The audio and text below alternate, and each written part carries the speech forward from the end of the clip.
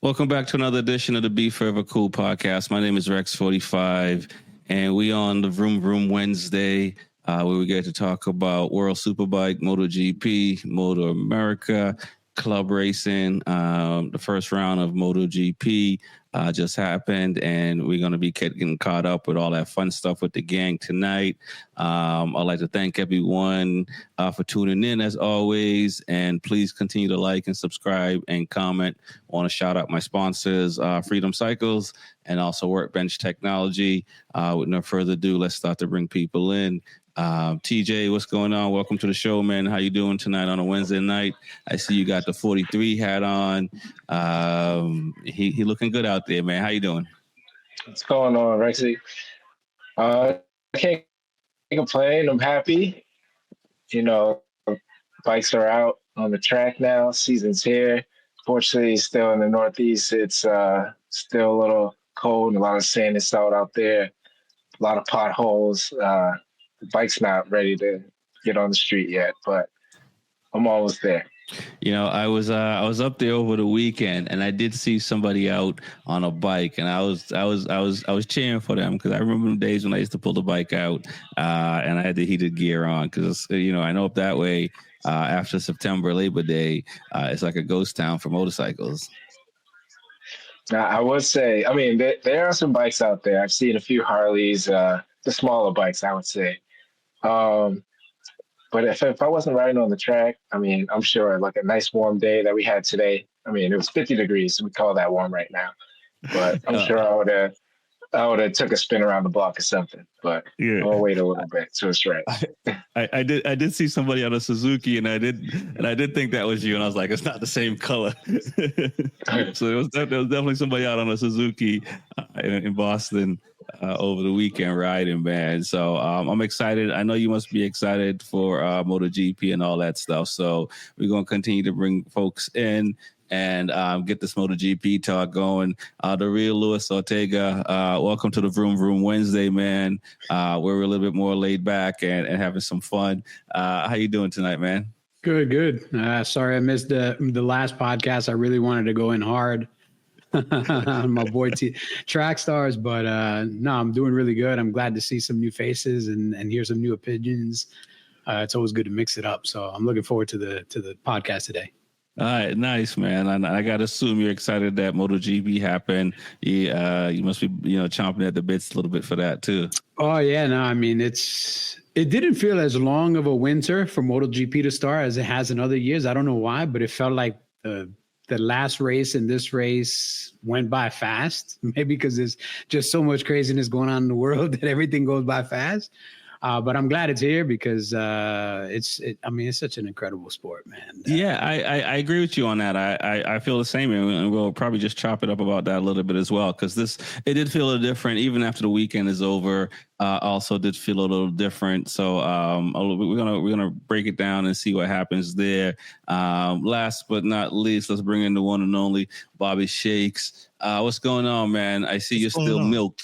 When are you gonna stop being milked? I know, right? Still cold. I think I stumped you finally. Wow. What's good, man? How you doing? I'm doing good, man. I'm doing good. Feel good as always. If I was Honda, Suzuki, Kawasaki, BMW, Aprilia, MV Agusta, I would be pretty sad. Okay, I'm glad you're none of those things, and it sounds like your room is red, so you are definitely Team Ducati. Absolutely. The kids are good. Dinner was good. You ready to dive? You got your glasses on for protection. You ready to dive into this GP talk? My blue blocker glasses, blue light, so the government can't steal my brain, and I can just focus on that tunnel vision. Get out of the draft, get to that number one plate. Okay, gotcha. I wasn't quite sure when you say get out of the draft. I didn't know you were gonna. I didn't know if we were gonna go do a left turn to politics when you said that. But you're talking about racing. Yeah, I'm talking about racing. Welcome everyone to the show. Everyone is doing well. MotoGP is happening in Thailand. I see. Well, everybody looks like they may have a hoodie on, except for myself, or a sweater on. Are you guys not feeling as hot as it was in Thailand? What are your thoughts on the MotoGP race over the weekend? Man, it was so good to be back with the racing. I mean, just to see all the riders out there just ready to start the season and the expectations. And I mean, I thought it was great. I was excited, just too much at once, as always. But, you know, I'm just so excited for the season to start. Now, TJ, are you like me? Do you wake up at like in this case? So you up at like midnight, 2 a.m, 3 a.m watching, or you kind of got it on replay when you woke up, like sane people would do? Well, when the practice first started, I think on our time it was like 9 or 10 o'clock. So I kind of watched it until I fell asleep, but I couldn't catch the MotoGP live practice. But I caught myself up with everything. And just what I wanted to see, back smiling. No doubt. Lewis, talking about practice, I mean, and watching, and the same thing. What are your thoughts of the overall weekend of the GP being back? And like I asked TJ, do you watch it real time as the real Luis Ortega? Same thing. I watched the practices. The only thing I watched real time was the race, the sprint. I watched it later. I just wake up, don't open social media because everybody spoils everything. Just go straight to the GP site. I will say this. The old GP site used to have a link that was called No Spoilers. Yeah. And I don't see that link anymore on the new site. And it sucks because as soon as you land on the landing page, it tells you who won. So I don't know if that link still exists. If it does, please, somebody mail it in, because that's one of the biggest dangers now is when you go on the new GP site, the landing page gives away everything, and it's really bad. That's the downside. I agree. It's a few dangers. I mean, last year they changed it up, and it was really, to me, clumsy last year. Mm-hmm. And I think this year it's better. But things like the spoiler, you're absolutely right. There should be a place for that. And I assume somebody might have forgotten to hit the upload button over the weekend or something like that. Because it's still clunky. It's definitely better. But it should be a lot better than what it is. Yeah. Bob, go ahead. No, yeah, for sure. They definitely need to take a couple more passes at that website, clean it up a little bit more. I think it's always going to be clunky because it's hard to stream, around the world, and God knows how many people are tapping in at the same time. Right. How many different languages? Different languages, but they still need to clean it up, man. I mean, it's a professional. It's the top racing in the world. Like Formula One doesn't have a clunky website. Even NASCAR doesn't have a clunky website. So for MotoGP to not have a top tier website, that's a little bit of a fail, considering it's $150 to get the package. Right. And I'm sure that they have hundreds of thousands, if not millions of people subscribing to this thing. And you need a better product if you're making that much money. That's my 2 cents. Nice. I completely agree. Bobby Shakes, you're shaking your head. What are your thoughts of the weekend? Should the website be better?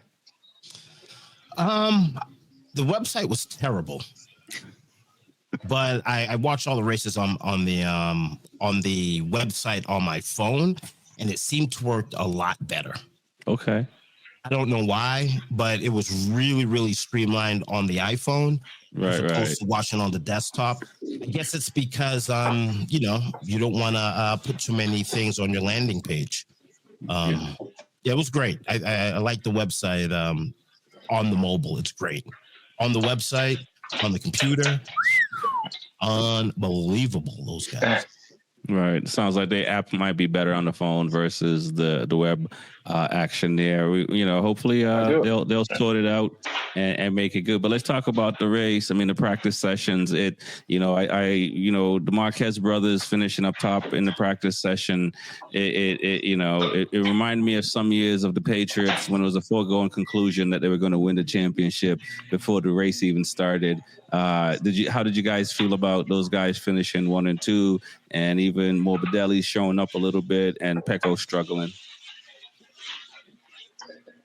Well, first I'll start with Petco. I mean, he's still back on his routine, just diving into the season or diving into the race weekend at his regular pace and picking it up at the end.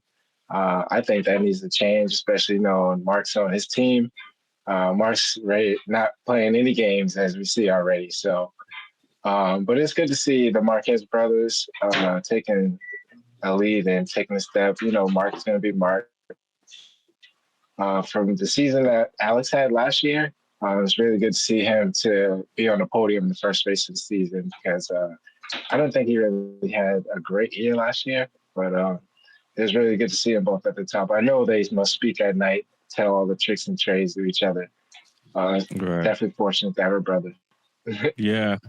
No, Lewis, as you hear, TJ talks about playing games, not playing games. It looked like Mark was playing games when he claimed it was tire pressure in his press conference while he let his brother get in front of him for about 12 to 14 laps.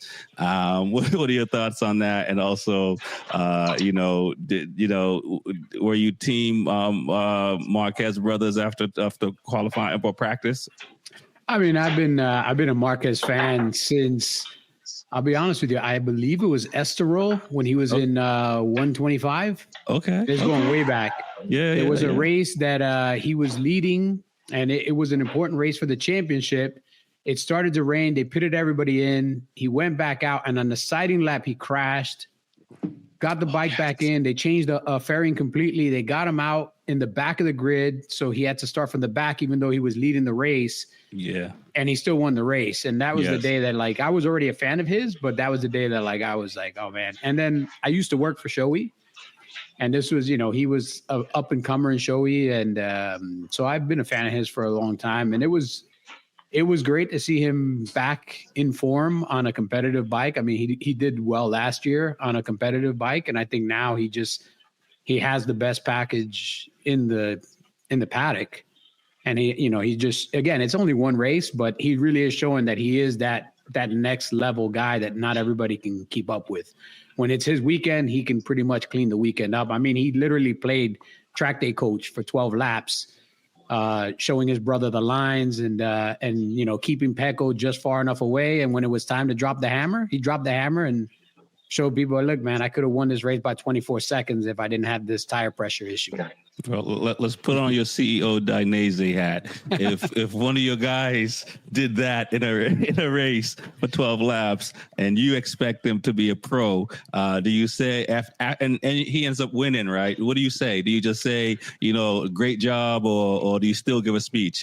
No, it's a great job because again, we don't know the exact parameters. The rules for tire pressure in MotoGP are so ridiculous that you can't be outside of the tire pressure for a certain amount of laps or you get penalized. Right. So you literally every lap have to look down at your dashboard and see if the red light's on or the tire pressure gauge is on and where it's at. And if it's outside of the boundaries, you have to figure out a way to either increase the pressure or decrease the pressure. And since it was 130 degrees on the tarmac, how do you set tire pressure when the track is 130 degrees? Only 3 riders have done that. And 2 of the riders, 3 times that's been done, I think, last year and now, and 2 times by Marc Marquez, and I think 1 time by Gian Antonio. Yeah. Where they give up a position for the tire pressure. Yeah. I mean, it's again, this comes back to a bigger thing with Michelin tires and with that stupid tire pressure rule. I understand why it's there, but maybe Michelin should make a better tire. Because when we were with Bridgestone, we didn't have all these tire pressure issues. Right. And now with Michelin, it seems like it's becoming more and more relevant. Like when a rider has to keep track of his own tire pressures while he's racing, that's ridiculous, man. I got 50 other buttons on this bike. I got to worry about my tire pressure. Yeah, and from what he said in the in his press conference, he's counting laps and figuring out when he has to get back in front to be able to push, which is a lot. And we have seen riders in MotoGP forget what lap they're in and start celebrating too early. Yeah, absolutely right. Bobby Shakes, if your brother let you in front of you for some laps and beat you, what's the conversation? Beat you after what's the conversation like on the ride home, man? Why didn't you let me win? I was so close. $300,000 is why he didn't let him win. But yeah, but we can share that. I can make that up. I'm your little brother. You can take. You showed me how to go around the track because I had no idea how to go around the track. You went out in front of me. You showed me all the perfect lines, and I was trying my best in the lines, but it just wasn't good enough for the older brother. It's never good enough for an older brother. Thank God I don't have one. But I feel his pain. Terrible. It's unbelievable. Exactly. You know, it's like, how many more wins does Mark Marquez need in MotoGP? I have none. Right. Let me get one. Right. It's like giving Bob Marley another Grammy. Come on. How many Grammys does Bob Marley need? How many wins does Mark Marquez need? It's never enough, man. Ask Michael Jordan how many times he wants to win. He'll tell you never enough. Never enough, right? Don't start till you get enough. Come on. Hey, listen, man. That's what it is. Is Pecco Bagnaia in trouble? Is he just having to work a little bit harder? Is it just, the first weekend? And it's just, as TJ mentioned earlier, it's just a normal Pecco, what he normally does at the beginning of the season. So we really shouldn't be alarmed. We should just be happy what the Marquez brothers done. You want to elaborate a little bit more on TJ? Yeah, I don't think we have to worry at all about Pecco. I mean, in the press conference, like Mark said, in the past 4 years, Pecco came in second, first, and second. So, I mean, he's back to his it has to be, he has to improve. So he's back to a learning curve, knowing that there's another better rider ahead of him right now. So just got to step up his game. I don't think we have to worry at all about Pecco. He's going to find a way to keep his points up and finish more races than he did last year. Lewis, did Mark scare Pecco a little bit by this weekend? And in the press conference, Pecco mentioned that even though the bike is similar to a 24, it's not quite the same bike. So is it just a matter of feeling, or does the Marquez brother do they know something that the other riders don't know that they're sharing one another? Maybe, because Mark's on a different level. And so you think there's some things there that they know that the data is not showing? Well, I mean, there's a couple of things right now. I mean, one, Alex is now the primary rider on the team, the Grassini team, whereas last year everybody knew he was the B rider. And primary riders get a little more attention from the mechanics and the techs, and they get a little bit of the best of everything because you want your primary rider out there. Mark, I mean, you could look at all the data you want, and you still can't be Mark Marquez. Like, you can't wake up one morning and be Casey Stoner. Like, there's a talent can't be replicated. It can't be duplicated. You can try to elevate your talent to catch that talent, but he's got a level of talent that right now, and a level of experience. Remember, he's the only guy in MotoGP right now that was also in MotoGP in 2014. Like, he's the last of the veterans. So this guy has more experience racing than anybody else. He's been around the tracks more than anybody else, put down more laps than anybody else. I think, again, it's the beginning of the season. It's the first race. But it doesn't bode well for at least the first 3 races, because Mark is also really good in Argentina. And Mark was the king of COTA until his injury and Honda fell apart. But Mark is also known to sometimes throw it away. So if he rides smart, it should be well. I think Pecco has definitely got some tracks that he's going to be more competitive at. And same thing with even Aprilia. I mean, Ayagura was right there on an Aprilia. And as a rookie coming in right behind Pecco Bagnaia on an Aprilia, his first time racing, I mean, that bodes pretty well for them because they do have some tracks that Aprilia is very strong at. COTA is one of those tracks that Aprilia is strong at. So I think it's still going to be a competitive season. I don't think Marc Marquez is just going to run away with it, but it is definitely, he definitely put up notice that, I'm on the best bike and I'm definitely the best rider. So you guys are going to have to do whatever you can to catch me now. Right. Now, I will say that you're right about some things, a lot of that. And I'm going to go to Shakes on this. You talked about, how comfortable, Lewis, you talked about how comfortable Mark looks and so forth. And he didn't look worried the whole weekend. Like everyone else, you mentioned Ayaguro, you mentioned these other riders. They had a look like they didn't have it together. Mark looked like he just arrived in Fiji or whatever island, ready for vacation. He didn't in Honda when he was dominating. He still walked around with this, like, I don't want to say shark, but this kind of like don't F with me mentality. But the guy is smiling and having a good time. So is Shakes, is Mark playing with these guys, or it's just going to work itself out over the next few rounds where people are? I think it's over. And this is why I say that. I was watching him sliding the bike around in the turns, like just sliding, and his speed going into the turns.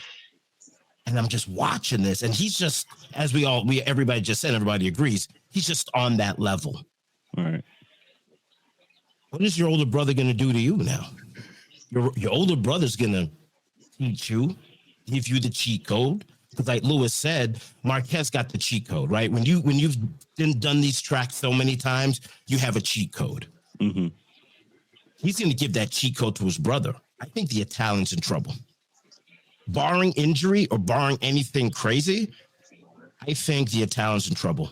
And it might be just 1-2. Like I said today on the phone, this may sound crazy, but you need somebody crazy on the show for entertainment purposes. I would be very surprised if another manufacturer gets on the grid this whole season. I'd be very, very, very surprised. They're still chasing the Honda record of, 22 straight Grand Prix in a row? It's some number, yeah. Yeah, I think they're 2 or 3 tracks away from that record. That Ducati just looks insane. And as you go down the grid, the Ducati's there, right? So the Ducati's there, and everybody's talented.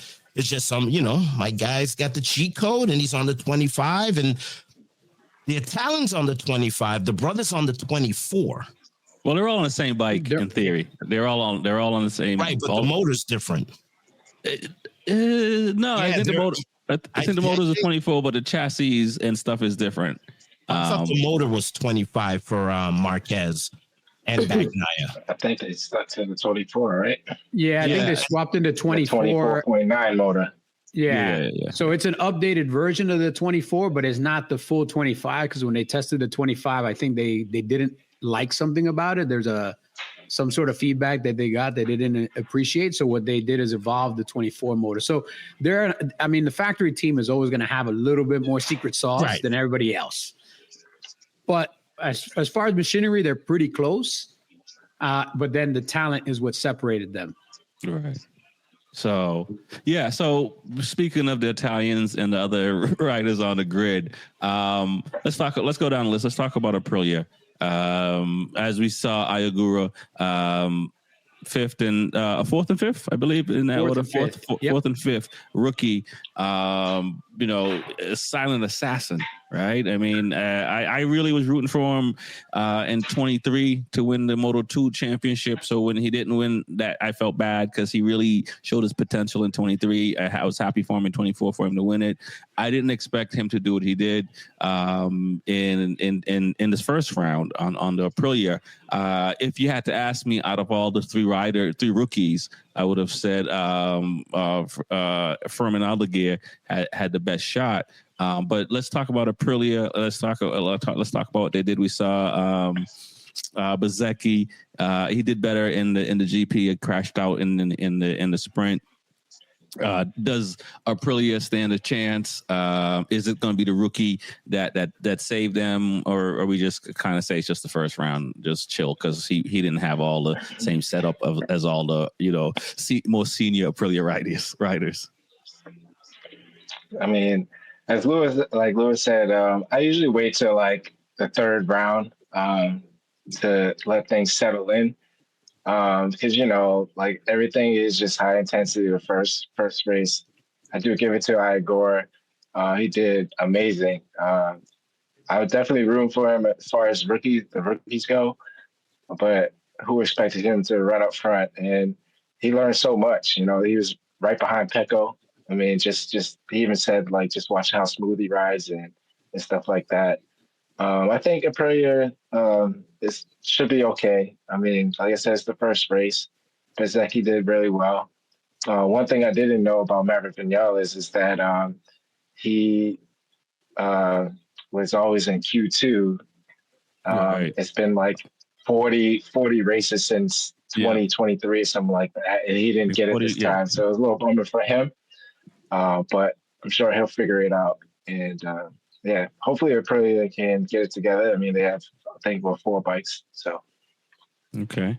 And Louis, your thoughts on Aprilia Ayagura, and did he have a better start than Acosta, or similar start? I don't remember if Acosta made it on the podium his first race or second race, but who you thought had a better first round overall, and then also your thoughts on Aprilia and how they started their first round.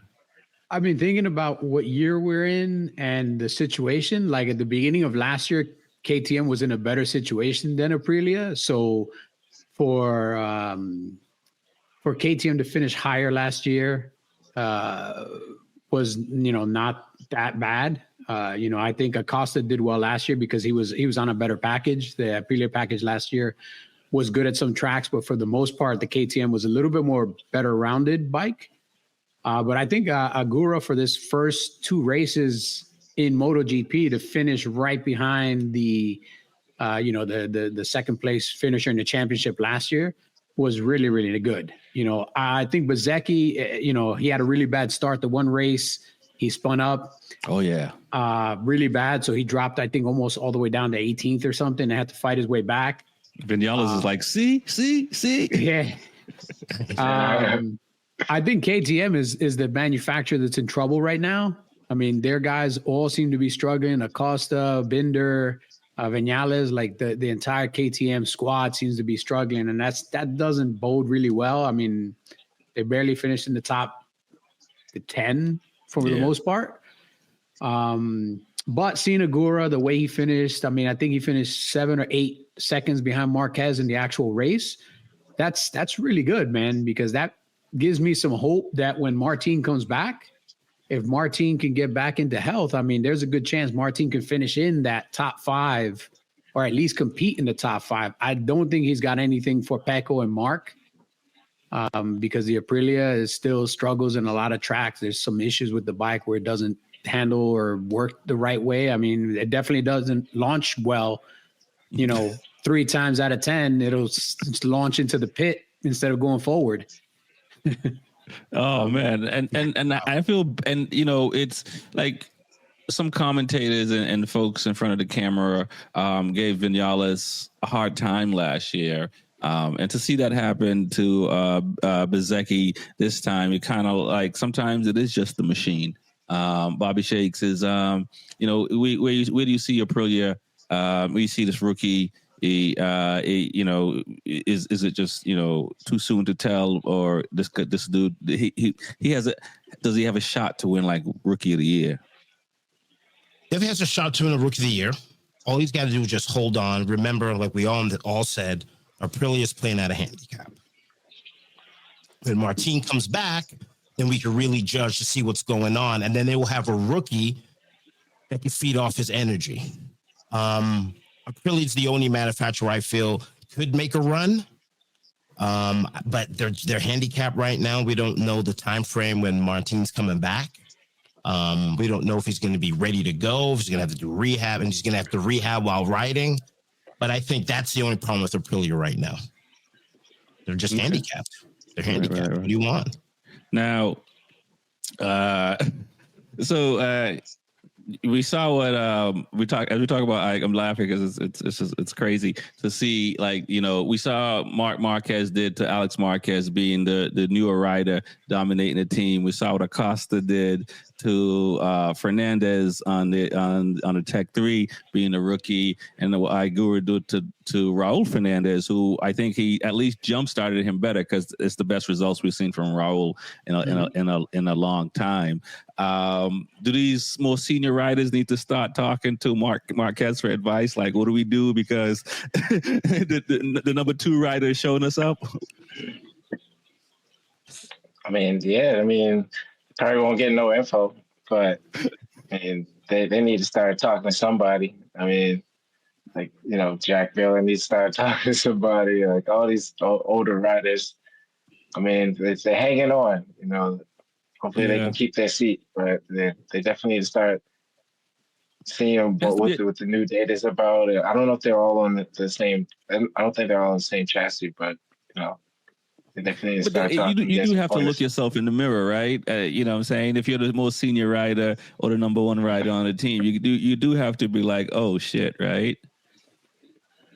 Yeah, man. It's just being like the older brother too, or like the oldest. You know what I'm saying? You got to take responsibility in certain situations. So if you ain't doing too well, you got to figure it out. Got you. Call on the lifeline. Yeah, I was gonna say, Lewis, what are your thoughts, man? What do you give advice to the guys that's been holding it down, and then the new person shows up and they decide to take the spotlight a little bit. In this case, I mean, well deserved because Ayagura rode well, Miller rode well for Yamaha.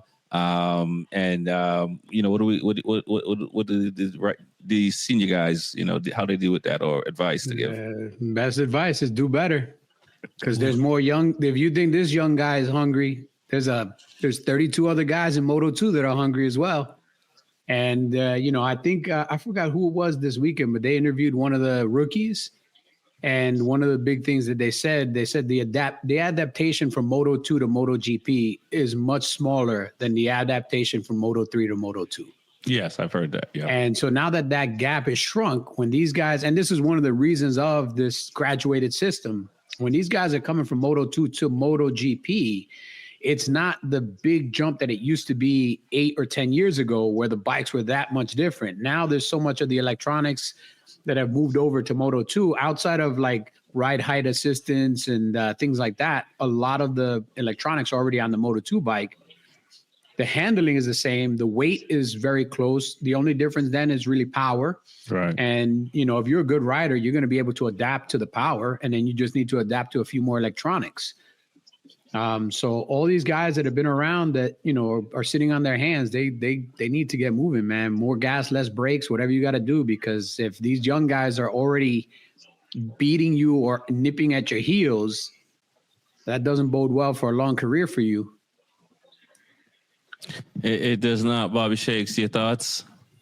Listen, once you pass 35, you got to eat more spinach. These young kids are going through the academy. The younger you are, the less fear you have. And that's just what it is. And they know that they're on the grid because they deserve to be there because they worked hard. The old guys, you got to send it. It's just that simple. The young guys, the rookies, I mean, it was crazy what that young rookie was doing. Yeah. It was because there's just no fear. And the academy and the learning and probably the data that you're getting and the training, it's just a different sport now, right? In all sports across the board.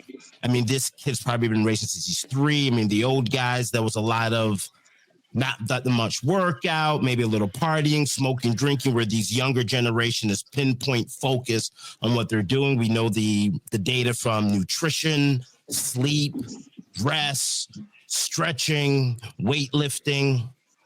It's happening in every sport where the rookies are coming in there, and the transition now, because of money, has shrank the gap. And that's happened in all sports, not just MotoGP.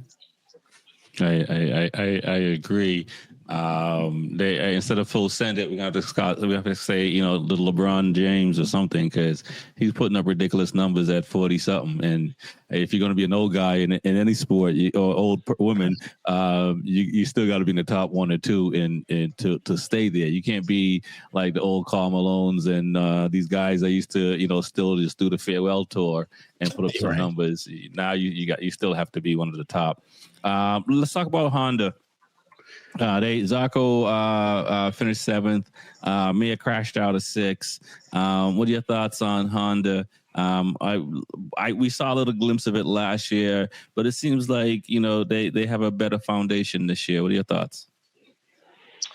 I thought they started out pretty well going into practice and stuff like that. As far as Mir goes, I think he crashed out in the sprint, or was it the GP? The GP. Yeah. Okay, he crashed on the GP. So I think he felt the Honda what it can do in the sprint. It's just obviously it's half distance, but I think he felt like things are working towards the better. But I think they still got a lot of work in progress. You know, especially where Ducati's sitting right now. Honda's still got a lot of work in progress. And Lewis, how important is it for Honda to be the third best bike on the grid? I won't say second, but the third, because there's a good chance for them to be the third best bike on the grid. I mean, it's an improvement from being the worst bike on the grid. I mean, you know, anytime you go up is better than going down. I mean, they were in the basement, so you can't go over. It's still sad because I'm a big fan of Honda.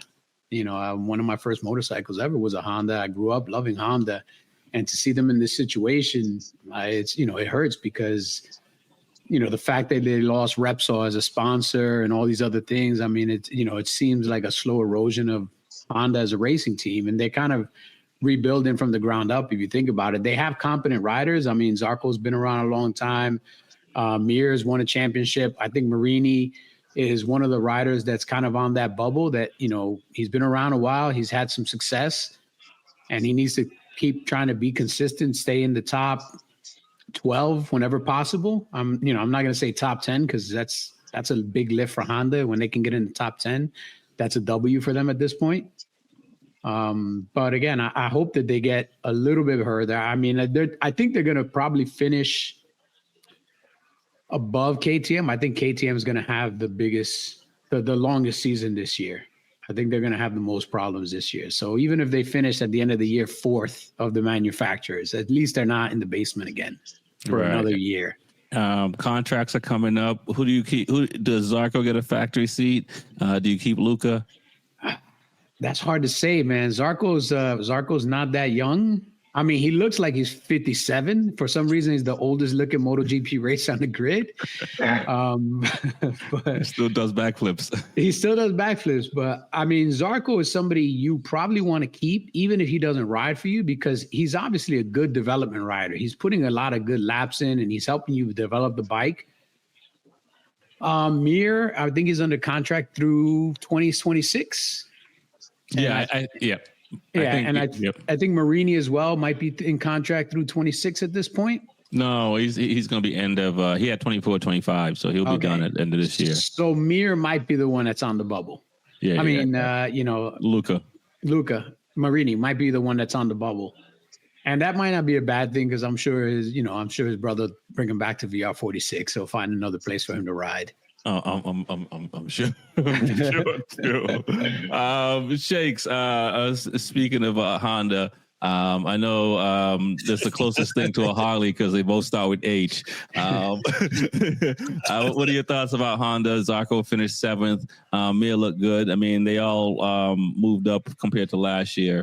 What are your thoughts? Honda has a great bike at the local track. Also has a great bike in Moto 3. I think they just got to hang on, right? We're going to get a new engine. We're probably going to pick up some money. Going to put when the rule change, put a better engine out. But as of right now, I don't see Honda doing anything. I don't see Honda threatening 5th spot. I just don't see it. So you think they're gonna call it like Dallas Mavericks might be calling it?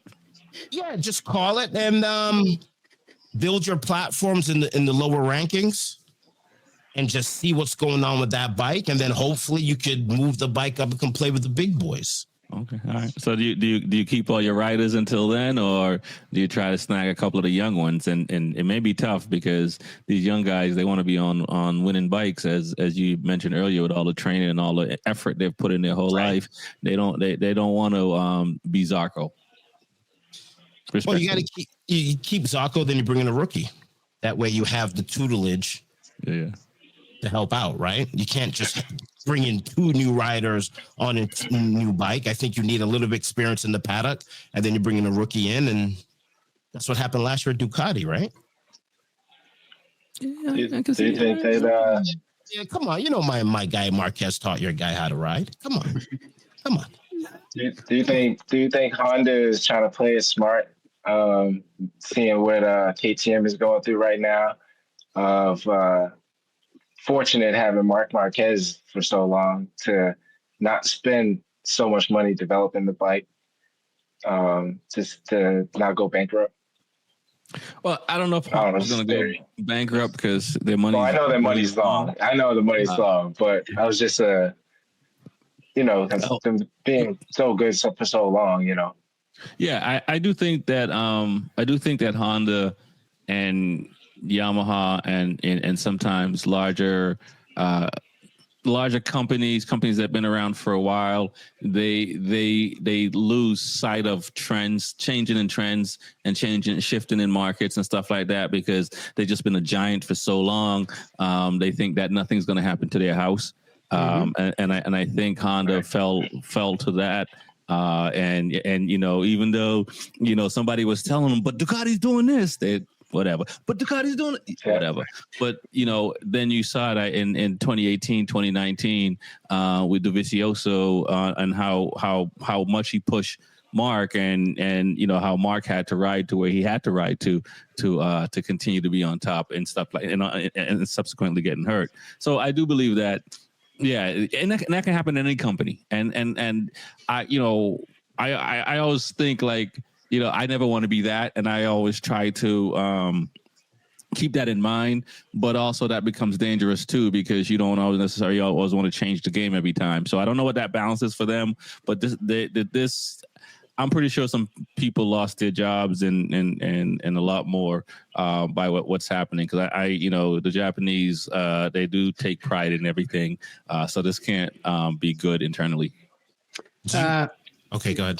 Yeah, I was going to say, I mean, the one thing that Honda does differently, and this is a Japanese manufacturer thing in general, the Japanese used to be very fast to bring innovation to market to consumers. So they would develop something in racing and you would see it in a bike within like 2 to 3 years, maybe 4 years.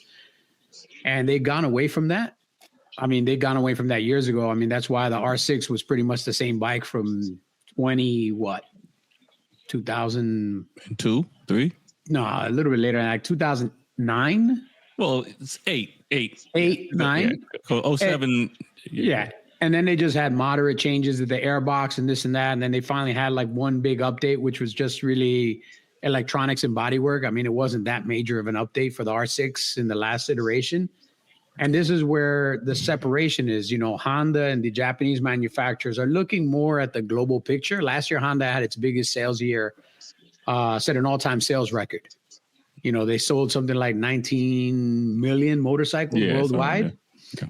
So, they want to win races. They want to do everything, but they're not doing what Ducati does, which is they innovate stuff at the track, and then that stuff ends up on their bikes pretty quickly. And that's what Honda and Yamaha used to do, and they need to go back to that. And but again, then it becomes a business thing. How many 1000s are we actually selling? How many sport bikes are actually selling versus how many small displacement bikes are we selling? If we can sell 19 million small displacement bikes, do I really need a new CBR 600 or a new CBR 750 to compete in these new weird classes that are coming up all over the world? Or I just keep making money selling my small bikes and investing what I can in racing when I can, and it is what it is. Bobby Shakes, add anything to that? I mean, Lewis stole my thunder. I mean, like I've been saying, capitalism versus my hobby. Right? Racing is everybody's hobby. Capitalism is how we pay the guy at the front desk. I didn't cut you off. I didn't notice that Lewis said 19 million and something versus 20 million that Honda is saying. So I can see how he's being specific to how much they sold and not give him the 20 million talking about capitalism. Never going to give him the 20, bro. Yeah, you got to earn that. Got to earn that. Yeah, it's. I get Yamaha and Honda in a good spot selling bikes. Mm-hmm. They sell everything. Companies run perfectly. Racing is what Ducati does. That's what they do. And if you want to Ducati, we want you to do that also. Where, if you look in a lot of major cities, a lot of kids are on mopeds right now. You may see people on Groms. It's a lower CC going on in the street right now. You don't need a registration or license plate. That's where that focus is going right now. That's making the money. So Honda and Yamaha is the new Jordans. Back in the day, you wore Jordans when you played ball. Now you just wear Jordans because you can. Oh yeah. And Ducati, and like Bobby was saying, Ducati has that same Ferrari mentality. You win on Sunday, you sell on Monday. And Ducati doesn't do the volume that Honda does or that Yamaha does, but they do their volume because, again, they win on Sunday to sell on Monday. They still have that mentality, that hunger to win drives their sales. This is why they have the ecosphere of like the Ducati rider and the Ducati DREs and everything else. They do that because that's their selling feature. Honda, their selling feature is not winning races. Yamaha, yeah, their selling feature is being competitive in certain series, but again, it's not win on Sunday, sell on Monday. Ducati lives by that mentality. Only Ducati. I like to add this in too, real quick, Rex, because watching you Sunday with them putting your Ducati back together, I've never seen never seen like white gloves on, and they've got to protect it for the radiator, and then they put it on, and everything's slow and meticulous, and make sure the screw fits correctly. A lot of talking going on. Yeah, whereas so that just goes to show that our bikes are for racing. Where Honda, when I worked in the motorcycle shop, Honda, Yamaha, it's mass production. Here's a torque wrench right here. yeah, that's the torque wrench. Mass production. Let's get it out. We're a business. Because at the end of the day, Honda and Yamaha is worth more than Ducati, and that's what's important. Very important. Very important. Because you can't fuel the shipment truck with wins on Sunday. Yep. Got to sell bikes. You're a Harley guy, I can tell. I can just tell. Let's talk about Yamaha. Quartararo looked like he struggled. I would have thought, just based on testing and everything, and probably even qualifying and stuff like that, I would have thought Quartararo would have had a better weekend. But it seems like Miller, even though he had issues as well, was the better rider of the four guys. We're Yamaha guys. Three of us here have Yamaha, actually Shake's got a Yamaha shirt, so four of us here got Yamahas. No. I got rid of it after this weekend. I traded in for Ducati t-shirts. He hasn't come in yet. Okay. What are your thoughts, TJ? I mean, they started off really looking okay in the practice. I'm always going to start with practice. I'd say Quartararo did. Jack Miller, he tried, but he started in Q1.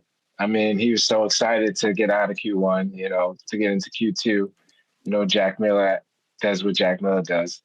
But overall, he crashed out in the sprint. He did finish in the GP 11. Alex Rins finished 17th in the GP, and Quartararo was in the back the whole time. I forgot where he finished, 15th. So they could have done a lot better. It's definitely a very bad start to their first Grand Prix weekend. So, yeah. Jack Miller reminds me of Redden.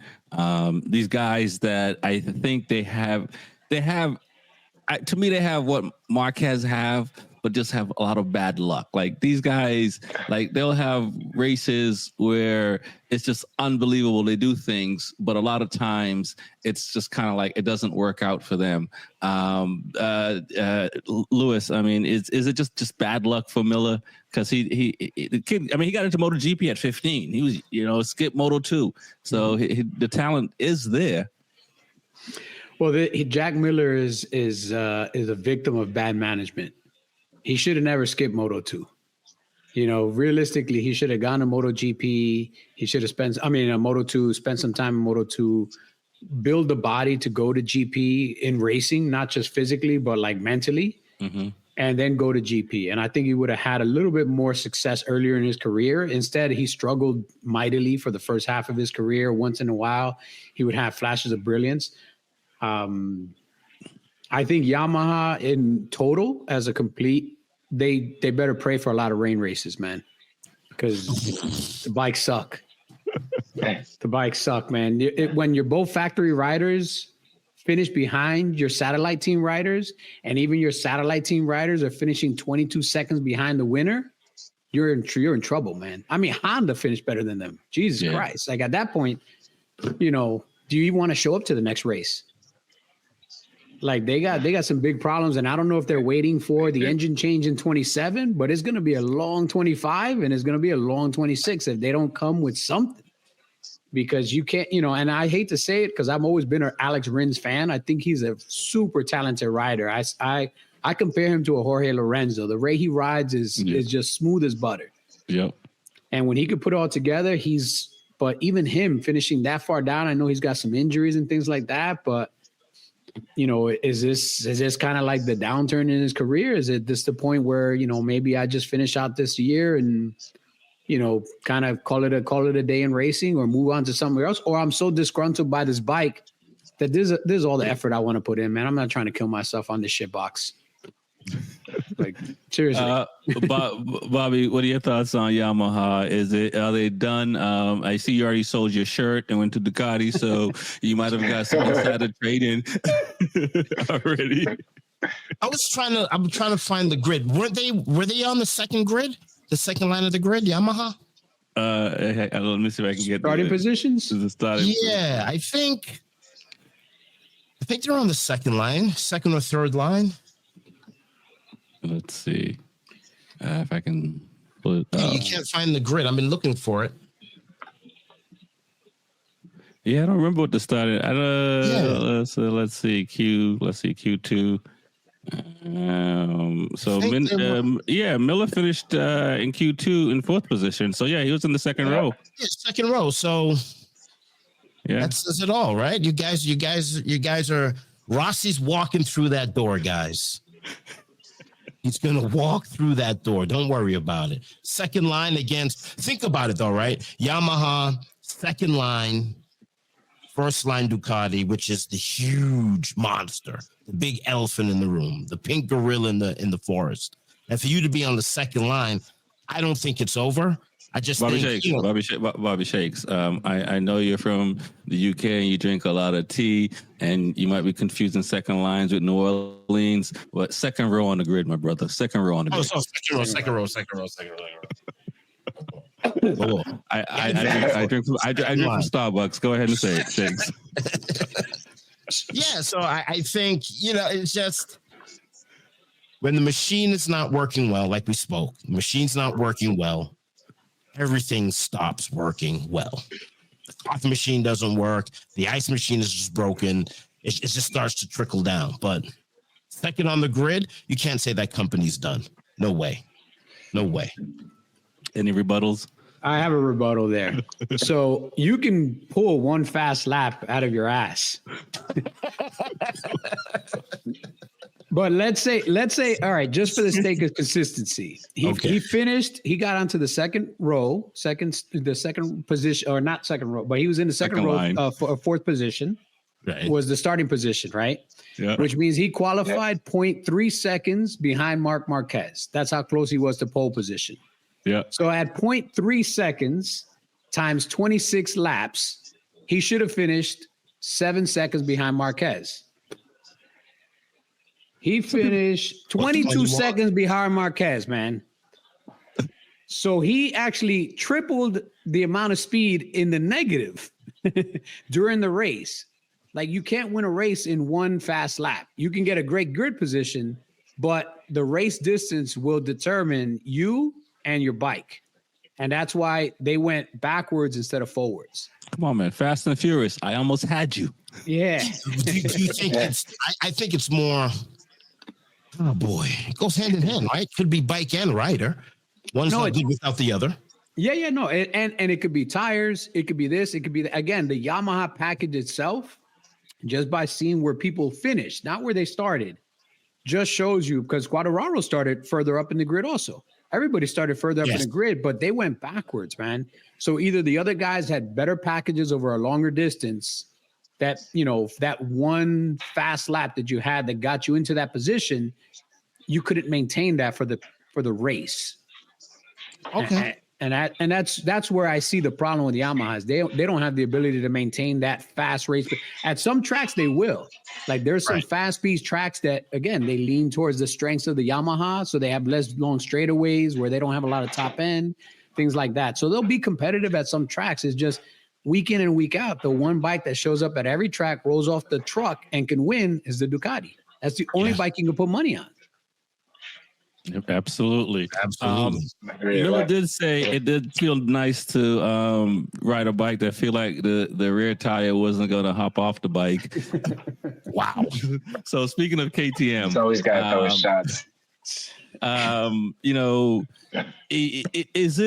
Is it just all in their head as far as the financial stuff, or is the bike also an issue? I think it's I don't know. I think I would say it's a little bit of both.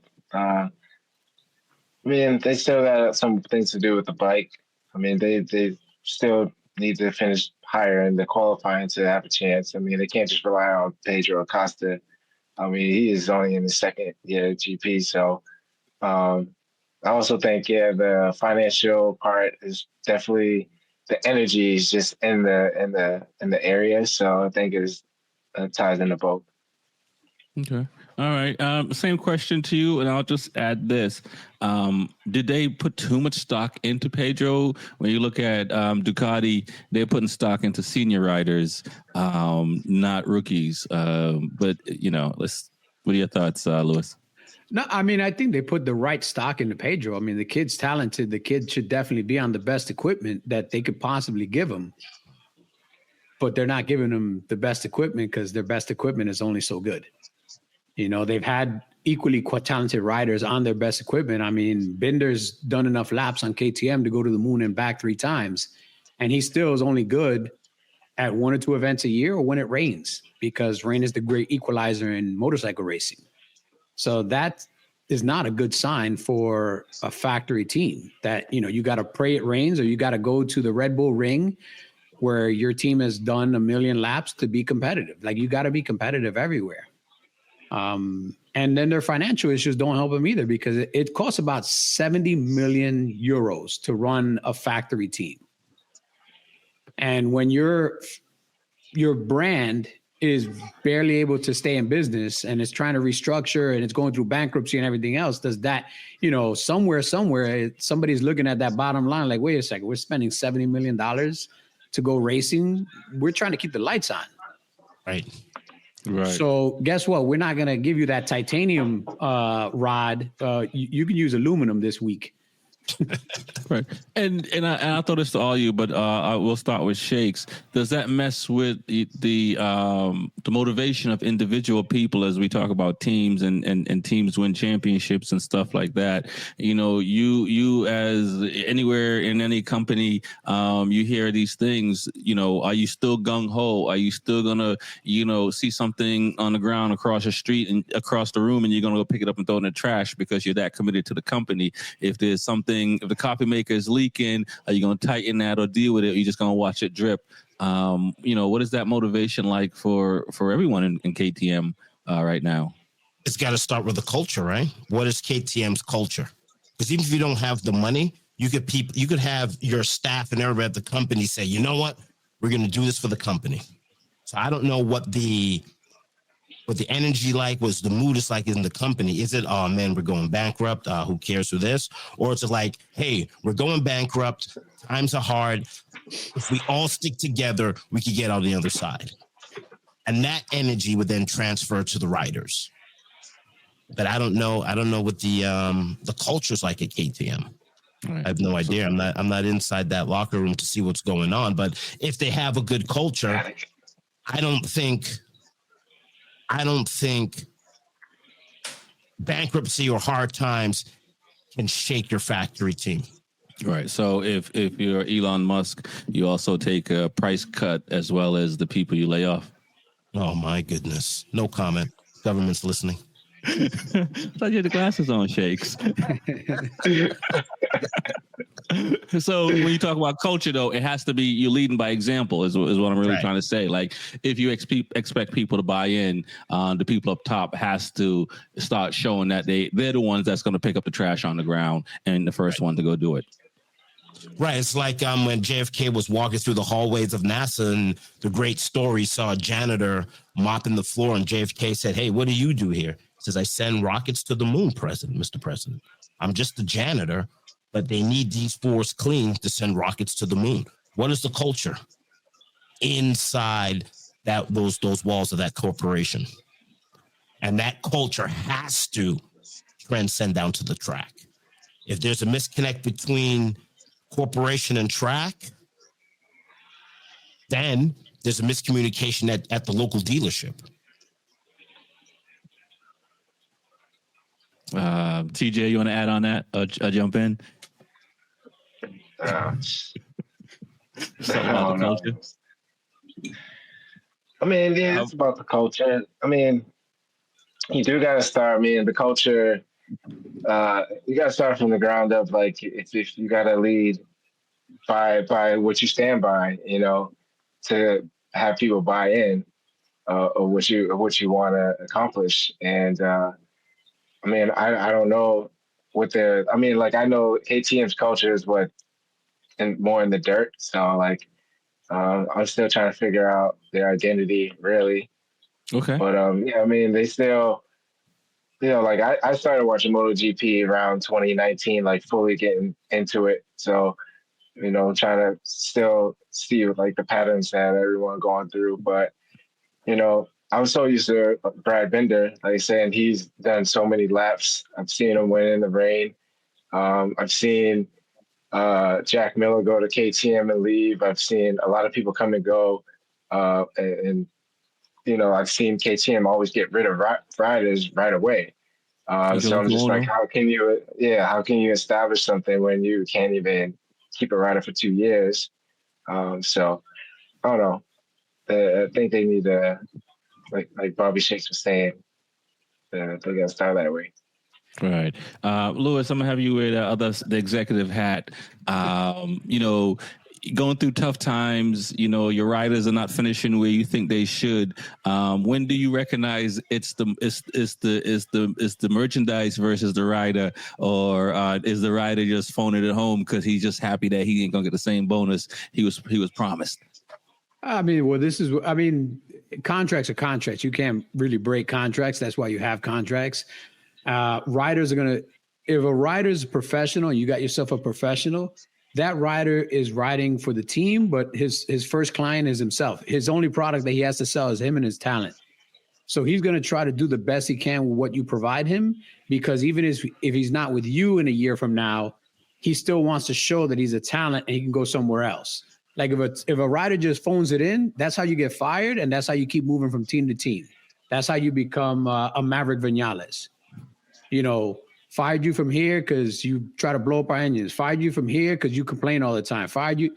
So you have a talent, but at a certain time, you're gonna run out of talent. Like people are gonna get tired of dealing with you. You know, I look at the team that they have. I see the riders they have. They're all talented riders. They're all professionals. They all show up every weekend.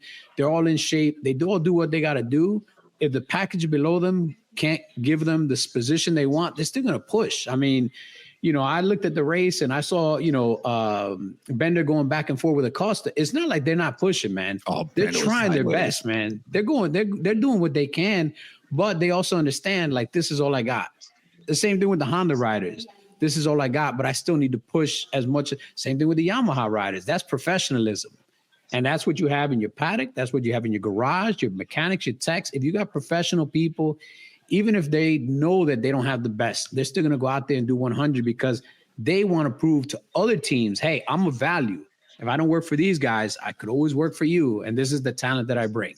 Whether you're a data tech, a mechanic, whatever you do in the paddock, man, people know it. It's a small paddock. You think it's big. It's not that big, man. All these people know each other. I've been in the GP paddock. They all know each other. They move from team to team. Hey, we need a mechanic this year. This mechanic's leaving. Hey, the guy that works for KTM is a really good mechanic. I've known him a long time. Let's hire him to bring him over here to Ducati. Right. Let's move this. Let's move that. It's a sad situation when the bike is bad, when the corporate morale maybe is not great, but inside the paddock, trust me, once you're in that garage, you just in there with your 5 or 6 guys, you guys are all going to be on each other's back because you all depend on each other to feed your family. Because what some of the things that people don't understand is when a rider wins in a certain position, there's bonuses. The bonuses don't just go to the rider, they go to the mechanics. So, the difference between me coming in third place and me winning could be the difference between my mechanic having, that extra money to buy, that car he wants or send his kid to that school. So you all dependent. That's why they say, we win as a team, we lose as a team, because any one person can cause you to not win. But when we win together because we're all going to share in this same winning. We're all going to share in the money. We're going to share in the prize. And that's why you never lose professionalism. I've never been into a GP paddock that people have lost professionalism.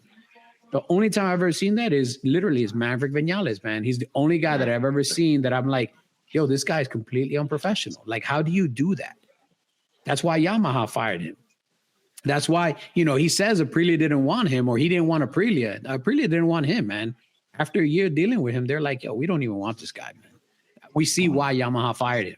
And now he's at his last stop, man. After this, he's got nowhere else to go, man. World Superbike, maybe. But he will not get another ride after this ride with the team he's on now.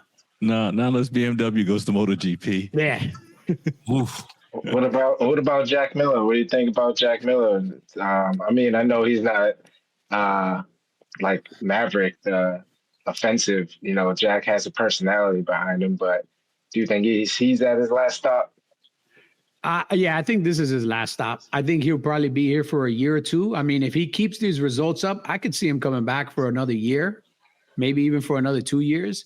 But this is definitely his last stop. Like, he won't be going back to Ducati. Ducati's looking towards the future. They want younger riders in their factory team. They want proven winners. He had a shot in the factory team. He didn't take advantage of it. And Ducati has a very short lifespan when you're in the Ducati factory team and you don't do well. Just ask Bastianini. Where is he at now? Oh, he's not here. I can see Jack Miller in the World Superbike eventually, and who knows, Pramac might start a team over there because the Pramac guys really like him because and KTM. He's a great personality. Yeah. Like he's gonna sell you tickets. He's one of those guys that has when fans like him, they like him, and he's got a great personality. He's very open. He's very more grounded than some other guys. Don't think he's poor. He's got plenty of money, but he's definitely doesn't let his status and his money get to him. He got a track in his front yard, doesn't he? Yeah. So he got some money. Right. That's what I want. Which is pretty cool. What do you guys see in the next round in Argentina? I feel I'll go out on the record and say I think Morbidelli's going to have a good shot at winning something. I think Bezzecchi has a good shot because Aprilia's won at Argentina and Bezzecchi's been on the podium, if not won at Argentina as well. Outside of the Pecco and the Marc Marquez, I'm not ready to say Alex Marquez is up there yet after one round. Because we've seen flashes in the past, and he needs a little bit more, show a little bit more for me to sit here and say he's there. But he could be a contender as well. How do you guys see the top three coming out of Argentina?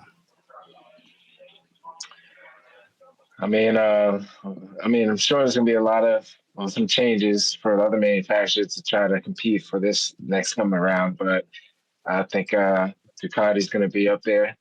There's no interference right now with Jorge Martin, so there's only certain guys that's used to running in the front.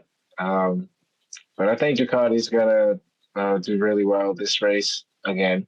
It's gonna start by Pecco and Marc Marquez, and possibly some of the other satellite teams. But all Ducati. I don't know. It's just all Ducati. I just want to see. Did we race this track last year? I think this track got canceled last year. No, they didn't cut the check in time. Okay, so that's what happened. For real. So I think it's gonna be good because it's just they have to get their feel back. It's gonna be different data, and I don't know, Rex, do you think Morbidelli's going to do well, especially after his penalty? You know, he's back on his ways. I think Morbidelli. I've already said this on record. I think Morbidelli is the best VR46 Academy rider. I think he had injuries, and he had some bad luck with the Yamaha. But he's the first, not the first, because we'll say Simoncelli is the first guy to come out of the academy. But he's that guy, and we saw glimpses of it last year, and also last season he hurt himself on a Panigale in practice, and took him a while to get up to speed. So and fourth and fifth, and how he was finishing last year. I think for him, that penalty was crazy because I don't know how riders fall asleep on the track, and him and some other riders at times fall asleep on the track, and so those silly penalties are crazy because like I don't know how that happens when they and they know it's qualifying. It's not like it's free practice or anything like that. So outside of those bad penalties and stuff, I think he's a really talented rider. And I think this year has to be his year. I think he has a 1-year contract anyway with VR46 Academy. But I long and short of it, I'm a Morbidelli fan, and I'm rooting for him. Yeah. What you think, Bobby Shakes? Oh, I fell asleep at the track. 3-lap penalty for you. Yeah, get the penalty loop going on. Well, I want to be a contrarian, but I'm not going to be. Spaniards and the Italian 1, 2, 3 a repeat for at least the next 2 tracks. Okay. Alex Marquez, and Pecco Bagnaia is what you're saying. Yep, for the next 3 tracks. I'll take all your money and sell it. I know I gave you guys a bad bet on Kawasaki on a Superbike, but I'm making it up for you here. What are your thoughts, Louis? I mean, if I had to put money down on it, I mean, I have to go with the sure thing. And Alex is not a guaranteed thing, whereas Mark is. Right. Like, Argentina, Mark goes fast as Argentina. Coda, Mark was the king of Coda. So to go against him winning at those 2 tracks is a hard bet. Really, it's going to be who's second, third, and fourth. I think Pecco will be up there. I actually think Bezzecchi will do really, really well in Argentina. Bezzecchi did well there with the Ducati. And I think with the speed of the Aprilia, if he gets a good launch, if he doesn't go into the stands, he'll probably be up there and he'll finish in the podium. He'll qualify well. He won in the rain. He won in the rain. He won in the rain, yeah. So I think Bezzecchi has a great chance. Just looking at his late speed in Thailand after recouping, the bad start and everything, I think he's got the best shot. The one thing that I'll be looking forward to is let's see what Algora does in his second race at a different track that he's not very familiar with because he's never ridden in Argentina. I guarantee you he's ridden a lot of laps in Thailand. Right. So now let's go to Argentina and let's see how a rookie can put it together when he's never been there. On a GP bike, though. On a GP bike. Yeah, that's it. I agree. I think I agree with Lewis, right? Bezzecchi, throw the bike straight through the wall. That's how he's going to get to the podium. Yeah. Cutting the chicane. slow enough so you don't get a penalty. Right. He needs to get back on track. Nice, man. Tell people how they can find you and who your sponsors are, man. You can find me on IG, TikTok, 2 Wheels and Coffee, the number 2 Wheels and Coffee with a K. Sponsors are J&G Performance. That's the local performance, but helps service any type of bike you have. Hideaway RV Rentals, Official Vortex, and Woodcraft Technologies.